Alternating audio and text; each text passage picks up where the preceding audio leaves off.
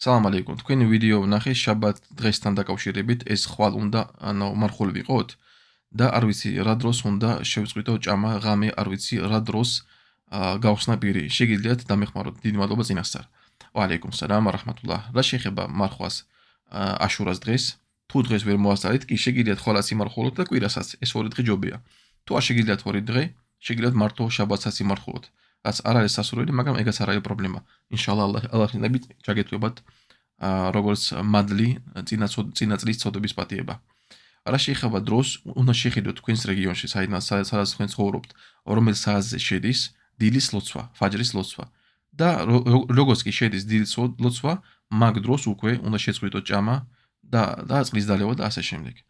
და რა შეეხება გახსნას, როდის შეიძლება უკვე ანუ იფტარი გახსნათ, როგორც კი ჩავა მზე, ანუ მაღრიბის დრო მეოთხე ლოცვა როგორც იწყება, მაგ დროს უკვე შეგიძლიათ ჭამოთ და წყალის დალიოთ. ალლაჰმა ხეირი და ბარაკა მოგცეთ.